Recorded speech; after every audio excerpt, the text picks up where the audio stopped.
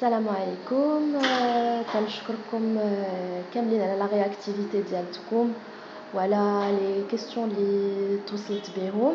Nous allons répondre maintenant la question ديال mademoiselle Sari اللي كتبت ليا s'il vous plaît est-ce que le lit est plus moderne avec ou sans tête de lit.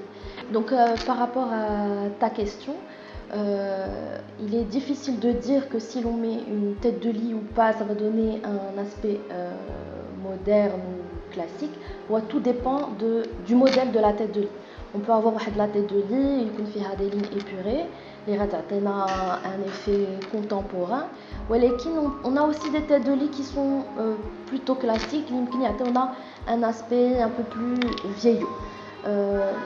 في les projets ديالي j'aime bien utiliser la tête de lit حتى تعطينا un certain confort. Des fois نجلسوا في الفراش, on veut lire, on veut regarder la télévision, on veut travailler au lit.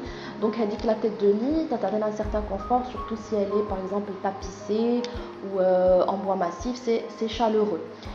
ولكن كاين واحد le courant آخر qui est minimaliste et qui dit on n'utilise pas de tête de lit. Par exemple, les pays nordiques, ils sont très minimalistes sur la décoration ديالهم وما تيستعملوش la tête de lit. يمكن يديروا غير les coussins pour l'arrière du dos, mais sans tête de lit. ولكن le plus important, c'est d'avoir un point focal qui va guider l'œil et donner peut-être une certaine symétrie. يمكن واخا ما نديروش la tête de lit, on peut travailler par exemple avec une pièce d'art, un tableau derrière le lit. On peut travailler avec une bande de papier peint, avec de la peinture. On peut juste faire la tête de lit de la peinture, faire une galerie photo, une guirlande lumineuse. Donc il y a plein de solutions pour essayer d'avoir une jolie tête de lit. Avec des idées déco, sans pour autant avoir quelque chose en bois ou tapissé. Donc voilà pour ta question. J'espère que j'ai pu te donner des informations. J'ai reçu un message de Iman El Qadi. Comment aménager une grande terrasse extérieure? Très bonne question. Souvent on a des balcons ou des terrasses. On ne sait pas trop comment les meubler. Il faut déjà essayer de trouver les fonctions librines de la terrasse. Est-ce qu'on veut y s'asseoir? Est-ce qu'on veut y manger? Est-ce qu'on veut y passer une soirée entre amis? Donc on va dire qu'il y a deux espaces. Donc il y a un petit espace salon en famille ou quand on reçoit, pour que les gens puissent être à l'aise. الواحد يحسب تقريبا on va dire 2 mètres carrés par personne.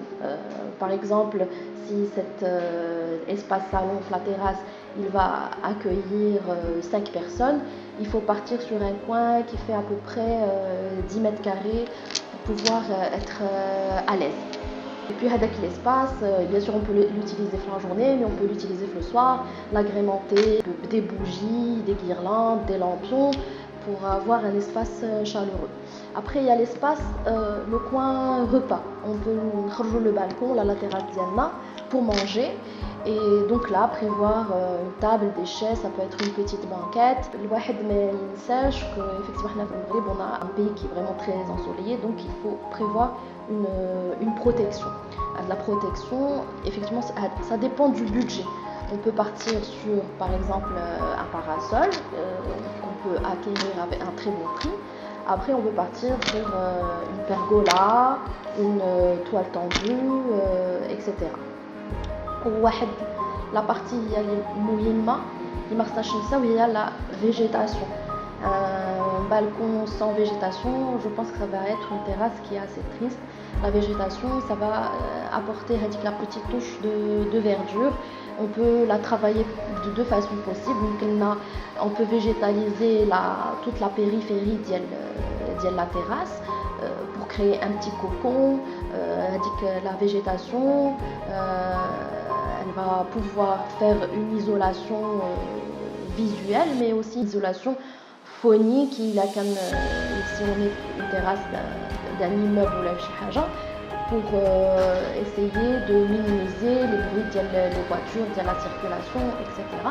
Sinon, on peut travailler aussi la végétation, des petits îlots la terrasse pour pouvoir, par exemple, séparer les espaces. Donc voilà pour ta question, Iman. Merci. Nous allons répondre d'abord à la question de Fados qui nous dit quels sont les endroits où l'on peut créer des espaces de rangement smart. Alors effectivement, المشكل دابا اللي تيطرح هو les appartements ou la ديور تيكونوا صغيورين et on nous les livre ولا تناخذوهم, il n'y a pas assez de placards, il n'y a pas assez de rangement. Donc الواحد خصو يلقى une solution pour essayer de maximiser les espaces de rangement. Une des premières idées, c'est d'avoir des meubles qui ont une double fonction. Par exemple, il y a un meuble qui en même temps comme une séparation et en même temps pour créer des espaces de rangement à l'intérieur. Ça peut être un placard, ça peut être une bibliothèque, voilà. Ou bien aussi on peut avoir une tête de lit qui nous sert aussi de rangement. On peut avoir des placards derrière le lit afin de gagner des espaces pour les habits, le linge, etc. Il ne faut pas aussi oublier d'utiliser les profondeurs. شمرات يكون عندنا des espaces qui يكونوا ضيقين وغارقين ولكن يمكننا نستعملوهم. On peut créer des tiroirs les plus profonds, par exemple dans la cuisine pour ranger tout ce qui est épices, etc. Ou là, la salle de bain, créer une petite cloison par exemple entre les WC et la salle de bain et avoir un petit élément qui coulisse اللي عاوتاني نقدروا نستغلوا الداخل ونديروا فيه des choses qui nous servent pour la salle de bain. Ou il y en a aussi les hauteurs.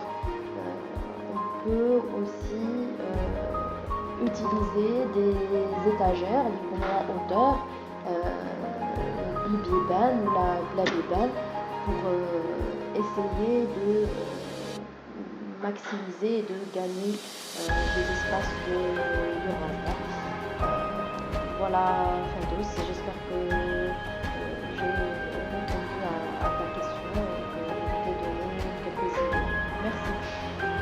كنشكركم على الأسئلة ديالكم وكنتمنى بأن هاد لا بروميير سيسيون ديال كيسيون ريبونس فاتتكم وعجبتكم. Pour une prochaine vidéo Inch'Allah, j'attends vos questions. Vous pouvez m'écrire en inbox sur Instagram ou sur ma page Facebook. Et si vous avez aussi des problèmes d'aménagement, une photo de l'espace qui vous dérange et je peux peut-être essayer de trouver avec vous une solution, une prochaine vidéo. Donc voilà, j'attends vos photos et vos questions avec impatience. N'oubliez pas de vous abonner à ma chaîne YouTube et vous pouvez me suivre donc sur ma page Facebook et sur mon compte Instagram. Merci encore.